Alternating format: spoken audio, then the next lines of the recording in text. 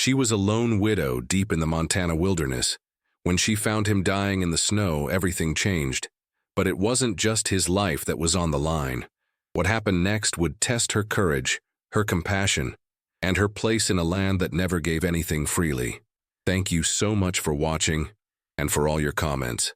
Let me know at the end if you liked the story and where you're watching from and why you're following this. Arizona Territory, 1878. The merciless summer sun beat down on Sarah Wilkins as she stood at the edge of her modest homestead. 6 months had passed since influenza took her husband James, leaving her alone with their 8-year-old son Thomas on this unforgiving patch of desert. A thin wisp of smoke rose from the chimney of their small wooden cabin, the only sign of life for miles around. Sarah wiped the sweat from her brow, her calloused hands testimony to months of struggle.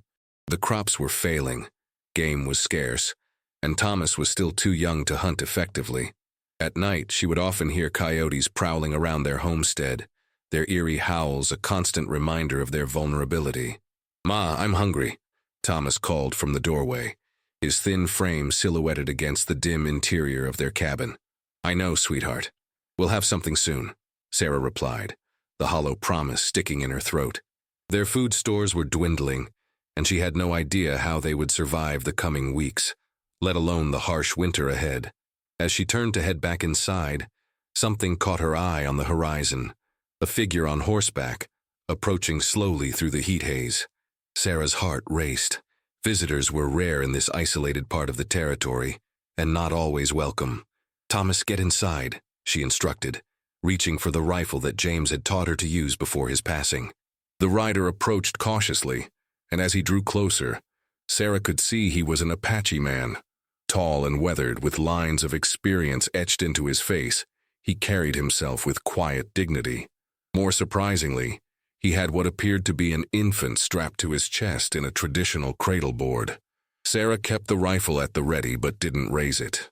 Relations between settlers and Native Americans in the territory were tense, but violence had been rare in recent years, as uneasy coexistence became the norm. The man stopped his horse about 20 feet from the cabin and raised his hand in greeting. "I mean no harm," he said in accented but clear English. "My name is Nakohe. I seek help." Sarah hesitated, her finger near the trigger. "What kind of help?" Nakohe gestured to the infant. "My daughter. Her mother died in childbirth 3 days ago. She needs milk." His voice remained steady, but Sarah could see the desperation in his eyes.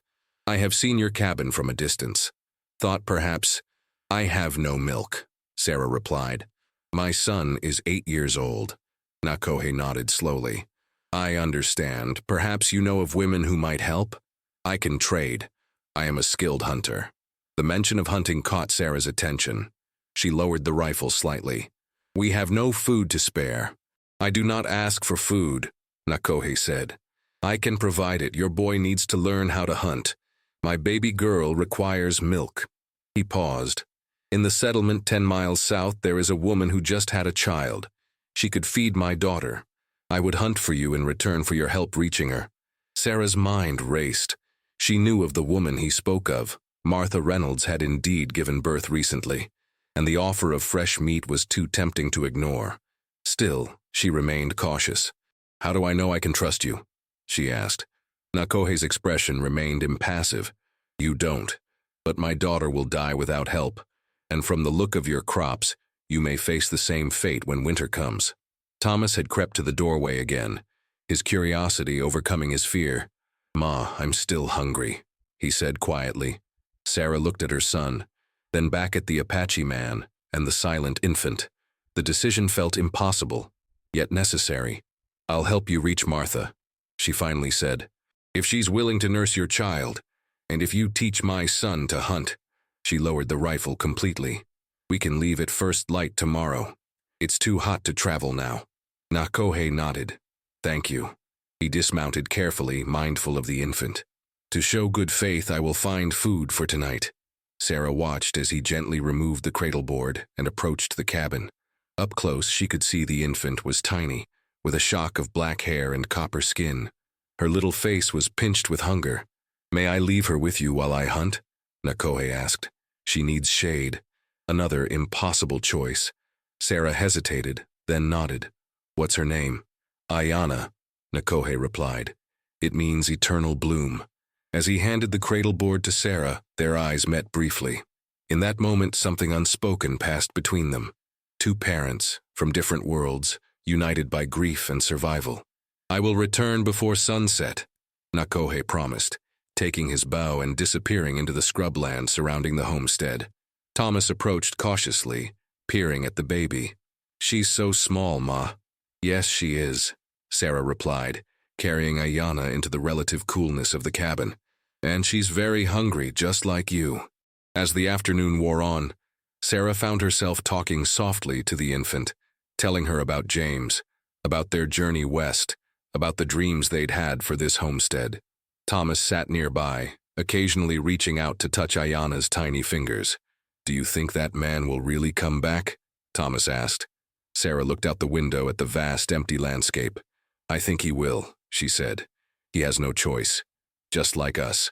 As the sun began to dip toward the horizon, Sarah spotted Nakohe returning, a desert jackrabbit slung over his shoulder. For the first time in months, she felt a flicker of hope. Perhaps this strange partnership, born of desperation, might see them through after all. Dawn broke over the Arizona landscape, painting the sky in shades of pink and gold. Sarah had slept fitfully, half expecting Nakohe to disappear in the night with her meager valuables. But he had kept his word, sleeping outside by the embers of the cooking fire, rising before the sun to prepare for their journey. The previous night's rabbit stew had been the first proper meal they'd had in weeks. Thomas had devoured his portion with such enthusiasm that Sarah had given him part of hers, ignoring the hollow feeling in her own stomach. Now, as she packed supplies for the journey to Martha Reynolds' homestead, Sarah watched Nakohe with his daughter.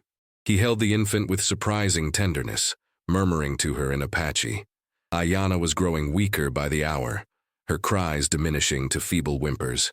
She won't survive another day without milk, Nakohe said quietly, catching Sarah's gaze. There was no accusation in his voice, just a statement of fact. We'll reach Martha's by midday if we leave now, Sarah replied. She turned to Thomas, who was strapping their water canteen to their old mule. Are you ready, sweetheart? Thomas nodded, excitement evident in his face despite the early hour. The prospect of adventure was a welcome break from the monotony and hardship of recent months. They set off as the sun cleared the horizon, Nakohe leading on his horse with Ayana secured to his chest, Sarah and Thomas following on their mule. The desert was coming alive around them, lizards darting between rocks, hawks circling overhead, the distinctive smell of sage warming in the morning sun. Your husband, Nakohe said after they had been traveling for an hour. How did he die? The question was direct but not unkind. Sarah found herself answering honestly. Influenza. It swept through these parts last winter. Many died. She paused. Your wife? Childbirth, Nakohe replied. There were complications. Our healer could not stop the bleeding. They lapsed into silence again, the rhythm of the animal's hooves marking time. I didn't know Apache men raised children, Sarah ventured eventually. I thought that we are all savages? Nakohe's voice held a hint of bitter amusement. No, Sarah said quickly. I just meant, in our culture, men don't typically. In my tribe, children belong to the mother's clan, Nakohe explained. Usually, Ayana would be raised by her mother's sisters, but Kimmy had no sisters. Her parents died in a raid when she was young. He adjusted the cradle board slightly. I could have given Ayana to another family, but... He trailed off. But she's yours, Sarah finished for him. Nakohe nodded. Yes, she is mine. Thomas, who had been listening intently, piped up. My pa used to take me fishing before he got sick. He was teaching me to shoot too, but I wasn't very good at it. Nakohe considered the boy. Shooting wastes bullets. I will teach you to use a bow. Silent, reusable. Thomas's eyes widened. Really? You'll teach me? If your mother permits, Nakohe replied, looking to Sarah. She hesitated. The idea of her son learning Apache ways was not what she had envisioned for him. James had dreamed of sending Thomas to school back east someday, giving him opportunities they had never had. But James was gone, and survival was all that mattered now. Yes, she said finally. He needs to learn. Around midday, they crested a small ridge and saw Martha Reynolds' homestead in the valley below. It was larger than Sarah's, with a proper barn and fenced fields where cattle grazed. Martha's husband William had struck silver in his small mine 2 years prior, not enough to make them rich, but sufficient to establish a comfortable life. As they approached, William emerged from the barn, rifle in hand. Sarah waved, calling out her name. "Sarah Wilkins." "What in God's name?" William lowered his rifle slightly, but kept a wary eye on Nakohe. "Who's this you've brought?" Sarah dismounted, helping Thomas down after her. "This is Nakohe. He needs help. His baby daughter has lost her mother and needs milk. I thought perhaps Martha—" William's expression hardened. "You want my wife to nurse an Indian baby?" "I can pay," Nakohe said, dismounting and approaching with dignity despite William's obvious hostility. "I am a skilled hunter. I can provide meat for your family." William scoffed. "We don't need your—" "William Reynolds, who are you barking at out there?" Martha's voice carried from the house. She appeared in the doorway, a plump, kind-faced woman with a baby on her hip. Her eyes widened as she took in the scene. "Sarah, Thomas, come in, come in." Her gaze shifted to Nakohe and the cradle board. "And who is this?" Before William could intervene, Sarah quickly explained the situation. Martha's expression softened as she looked at the weakening infant. "Bring her inside," Martha said firmly, cutting off her husband's protest. "No baby is going to starve on my watch, William Reynolds, Indian or not." Inside the Reynolds home, a negotiation was struck. Martha would nurse Ayanna alongside her own son Jacob for 2 weeks. During this time, Nakohe would hunt for both families and teach Thomas and William improved hunting techniques. After the 2 weeks, they would reassess.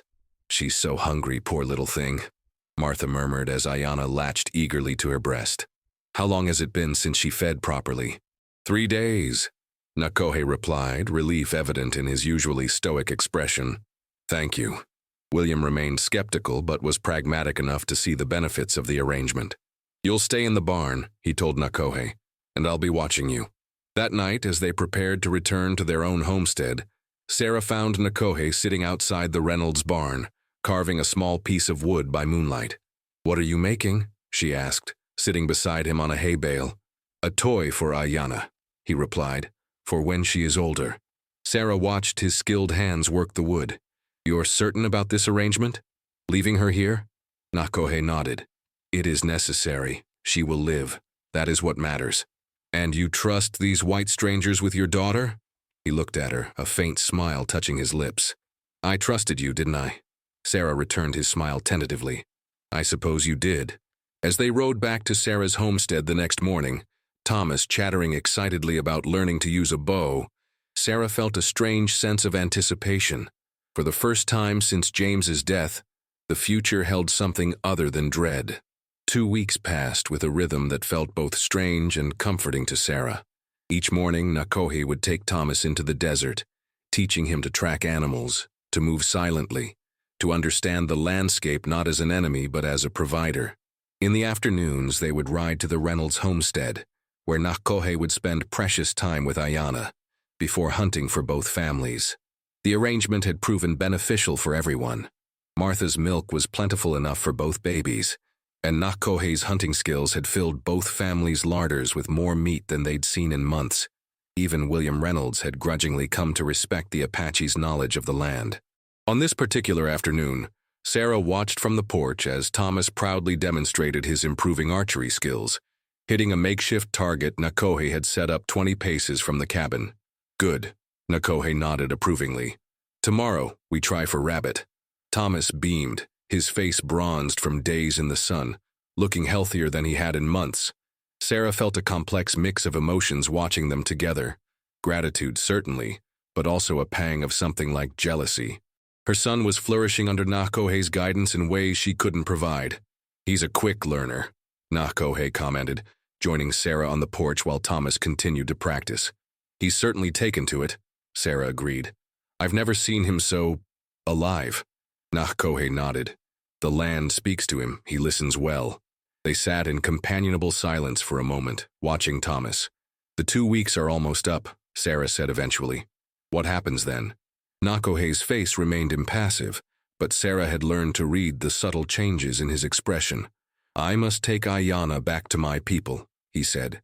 "She belongs with her clan, even without her mother. And what about Thomas's lessons? They've only just begun. I have taught him the basics. He will improve with practice." Sarah looked at her son, then back at Nakohe. What if there was a way for the lessons to continue? Nakohe raised an eyebrow. "What do you suggest?" Before Sarah could respond, they spotted a cloud of dust on the horizon. A rider approaching fast. Both stood instantly alert. Nakohe reached for his bow. As the rider drew closer, Sarah recognized William Reynolds' bay mare. The man himself looked agitated, waving his hat to signal urgency. "Trouble," Nakohe muttered, calling Thomas to the porch. William reined in his horse sharply. "Cavalry patrol," he gasped, out of breath from hard riding, heading toward the Apache camps in the mountains. "Talk in town is they're looking for renegades who raided a stagecoach last week." Nakohe's expression darkened. "My people had nothing to do with any raid." "Maybe so," William replied, "but that won't stop them from making an example. You need to warn your camp, and you need to get Ayanna away from our place. If they find her there—" He didn't need to finish the thought. "Martha sent me with the baby," William continued, producing a bundle from his saddlebag. Ayanna was sleeping peacefully, unaware of the danger. Nakohe took his daughter carefully. "Thank your wife for me," he said to William. "You have both been kind beyond expectation." William nodded awkwardly. "Martha says she's a good baby, strong now too." He hesitated. "I should get back. The patrol's a day out, from what I heard." After William departed, Nakohe turned to Sarah, his expression resolute. "I must go immediately. My people need warning." "We'll come with you," Sarah said without hesitation. "No." Nakohe's refusal was firm. "It is too dangerous. If the cavalry finds white settlers at an Apache camp, they will assume you were captured. There could be shooting before questions are asked." Sarah knew he was right, but the thought of him leaving so suddenly, with no certainty of return, filled her with unexpected dread. "Will we see you again?" Nakohe looked at her for a long moment. "That would not be wise." Thomas, who had been listening intently, stepped forward. "But you promised to teach me more. You can't just leave." Nakohe knelt to the boy's level. "Sometimes, Thomas, we must do things we do not wish to do, to protect those we care about." "Then take us with you," Thomas pleaded. "Ma and I can help. We can tell the soldiers you didn't do anything wrong." Nakohe shook his head. "The soldiers will not listen to a woman and a child." "Then what can we do?" Sarah asked, frustration evident in her voice. Nakohe considered for a moment. "There is a place," he said finally. "A valley, 3 days' ride north of here. My people go there sometimes, when we need to be away from the soldiers' eyes. It has water, game, shelter." He paused. "If you were to be there 1 month from today, perhaps we could continue the lessons." Hope flickered in Thomas's eyes. "Really? You promise?" Nakohe didn't answer immediately. Instead, he removed a leather cord from around his neck, a simple amulet made of polished stone. "This was my father's," he said, placing it around Thomas's neck. "It will remind you of what you have learned, and what is still to be learned." To Sarah, he gave a small pouch. "Medicine herbs," he explained. "For fever, pain. Use them wisely." The farewell was brief, necessity outweighing sentiment. As Nakohe rode away, Ayanna secured safely against his chest. Sarah felt as though something vital was leaving with him. Something she hadn't realized had taken root in her heart. "Will he really come back, Ma?" Thomas asked, clutching the stone amulet. Sarah watched Nakohe's figure growing smaller against the vast landscape. "I don't know, sweetheart," she answered honestly. "But if he said he would try, then I believe him." That night, as Thomas slept, Sarah sat by the window, looking out at the star-filled sky. The same stars would be shining down on Nakohe and Ayanna, wherever they were now. She wondered if they had reached his people safely, if they had escaped the cavalry patrol. The idea of traveling to the northern valley seemed both foolish and necessary. She had no guarantee that Nakohe would be there, no certainty that the journey wouldn't be wasted effort, and yet the alternative, Remaining here, waiting for winter with insufficient food and skills, seemed equally perilous. For the first time since James's death, Sarah allowed herself to acknowledge how lonely she had been. Not just the physical isolation of their homestead, but the bone-deep loneliness of facing an uncertain future without a partner. Nakohe had brought something back into their lives. Purpose, knowledge, connection. She made her decision before dawn. They would go north, to the valley. Whether Nakohe appeared or not, she and Thomas would be better off there than struggling alone on their failing homestead. As the first light of day touched the eastern horizon, Sarah began to pack. The journey north was arduous but not insurmountable. Sarah had grown stronger over the past weeks, both physically and in spirit. Thomas, too, showed remarkable resilience, putting Nakohe's lessons to good use by spotting water sources and identifying edible plants along the way. They traveled light, bringing only essentials on their mule, abandoning the homestead that had promised so much but delivered so little. Sarah felt a twinge of regret as they rode away. James had poured his hopes and the last of their savings into that patch of land. But she knew in her heart he would have wanted them to survive, not cling to a failing dream out of loyalty to his memory. On the third day, they crested a ridge and beheld the valley Nakohe had described. It was like an emerald set in the rough stone of the surrounding desert, a hidden paradise with a clear stream running through stands of cottonwood trees. Game trails were visible even from a distance, promising abundant hunting. "It's beautiful, Ma," Thomas exclaimed, his face alight with wonder. "It certainly is," Sarah agreed, relief washing over her. Even if Nakohe never appeared, they could make a life here, at least for a time. They established a simple camp near the stream, using skills Nakohe had taught them. Thomas proved remarkably adept at constructing a lean-to shelter, while Sarah focused on creating a secure fire pit. By nightfall, they had a modest but functional campsite. Days passed, settling into a new rhythm. Each morning, Thomas practiced with his bow, his aim improving steadily. Sarah gathered edible plants and berries, learning through careful observation which were safe. They spoke often of Nakohe and Ayana, wondering aloud how they were faring, whether they had escaped the cavalry patrols. "Do you think he'll really come, Ma?" Thomas asked one evening as they sat by the fire, a week after their arrival in the valley. Sarah hesitated. "I don't know, sweetheart. He has his own people, his own responsibilities." "But he promised," Thomas insisted, clutching the stone amulet he had not removed since Nakohe placed it around his neck. "He said he would try," Sarah corrected gently. "Sometimes trying isn't enough." Thomas fell silent, poking at the fire with a stick. "I miss him," he said finally. "And baby Ayana." "I know," Sarah replied softly. "I do too." The admission surprised her, though it shouldn't have. In the brief time Nakohe had been part of their lives, he had changed them profoundly. Not just through the practical skills he had shared, but through his quiet dignity, his unwavering responsibility to his daughter, his willingness to bridge the vast cultural divide between them. As the days stretched into weeks, Sarah began to accept that Nakohe might never come. Perhaps the cavalry had captured him. Perhaps his people had moved far away for safety. Perhaps he had simply decided that further contact with white settlers was too dangerous. She didn't blame him. Their worlds were separated by more than just distance, by history, by violence, by misunderstanding. The brief connection they had forged was a rare thing, perhaps too fragile to last.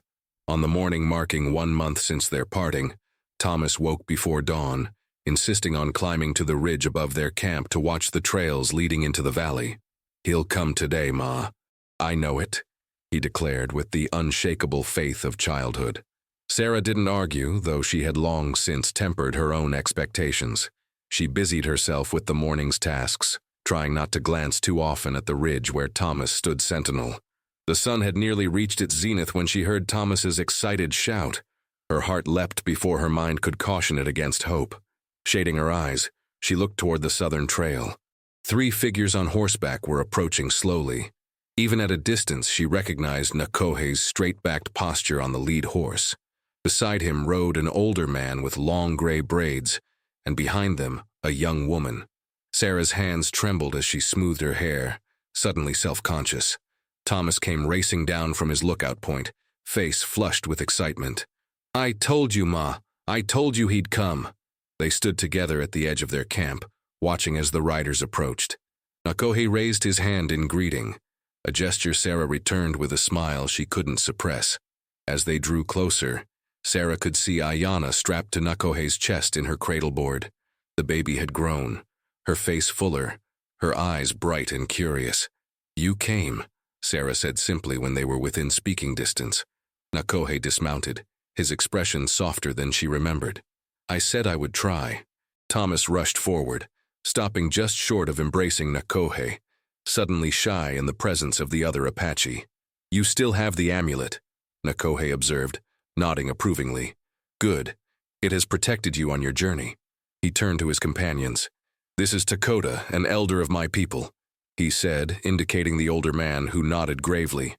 "And this is Haloke, my cousin." The young woman dismounted gracefully. She was perhaps a few years younger than Sarah, with intelligent eyes and a reserved demeanor. In her arms she carried a bundle of what appeared to be clothing and other items. "We bring gifts," Nakohe explained, "to thank you for saving Ayana's life." Dakota spoke in Apache to Nakohe, who listened respectfully before responding. "What did he say?" Thomas asked, unable to contain his curiosity. "He says you have chosen a good valley," Nakohe translated. "It has been a place of peace for our people for many generations." Sarah gestured toward their campfire. "Please join us. We have rabbit stew. Thomas caught it himself yesterday." Pride shone in Thomas's eyes as Nakohe raised an eyebrow, impressed. "You have practiced well." As they shared the simple meal, Nakohe explained what had happened after they parted. He had reached his people in time to warn them of the cavalry patrol. They had moved their camp deeper into the mountains, leaving no trace. The soldiers had found nothing, and eventually returned to their fort. "And Ayana?" Sarah asked, watching the infant, who was now sitting in Haloki's lap, playing with a small wooden toy. "She is strong," Nakohe replied with evident pride. "Haloki has been caring for her. She has milk. Her own child died last winter." Sarah's eyes met Haloki's in a moment of shared understanding that transcended their language barrier. The young Apache woman offered a small smile, which Sarah returned. "I told our council about you," Nakohe continued, "about how you helped when no one else would. They have agreed that you may stay in this valley if you wish. It is not our permanent land, but we come here sometimes. We would ensure no harm comes to you." Sarah was stunned by the offer. "You would do that for us?" Dakota spoke again, and Nakohe translated. "He says that those who save a child of the people become family to the people." Family. The word resonated deeply with Sarah. Since James's death, she and Thomas had been adrift, without the support network that had once sustained them. The idea of connection, of belonging somewhere even in this unexpected way, was powerfully appealing. "And what about Thomas's lessons?" she asked. "Would they continue?" Nakohe nodded. "I would come when I can. When you are ready, perhaps Thomas could visit our camp, learn more of our ways." He paused, watching her reaction carefully. "Only if you permit." Sarah looked at her son, who was already deep in conversation with Haloki, showing her his bow with animated gestures despite the language barrier. She saw in him a confidence that had been absent before, a connection to this land that she could never have taught him alone. "I think we would like to stay," she said finally. "At least for now." As the day progressed, they spoke of practical matters, how to prepare for the coming winter, how to build a more permanent shelter, where the best hunting grounds were located. Dakota shared knowledge of the valley's plant life, identifying medicinal herbs that Sarah had not recognized. When it came time for the Apache to leave, Thomas's disappointment was palpable. "When will you come back?" he asked Nakohe. "With the new moon," Nakohe promised. 10 days from now. "And I will bring materials to build a proper shelter before winter comes." As they prepared to mount their horses, Nakohe approached Sarah, who stood slightly apart from the others. "You have made a brave choice," he said quietly. "Not many would choose this path." "It doesn't feel like a choice," Sarah replied. "It feels like the only way forward." She hesitated, then added, "Thank you for everything you've done for us." Nakohe's expression remained composed, but his eyes conveyed understanding. "We have all lost much," he said, Perhaps together we can find a new way to live in this changing world. As Sarah watched them ride away, Ayana's small hand waving from her cradleboard, she felt a sense of possibility that had been absent for too long. The future remained uncertain. The broader conflicts between their peoples would not disappear because of their personal connection, but they had created something rare and valuable, a bridge between worlds. Thomas came to stand beside her, his hand finding hers. "They'll come back, won't they, Ma?" Sarah squeezed his hand, her gaze fixed on the retreating figures. "Yes," she said with newfound certainty. "They'll come back. We're family now." As the sun began to set over the valley that would be their new home, Sarah felt James's presence somehow, not as a ghost, but as a warm memory. She liked to think he would approve of the path they had chosen, a path of cooperation rather than conflict, of learning rather than fear. In this hidden valley, perhaps they could create the kind of life that the homestead had promised but never delivered, one of connection, purpose, and hope.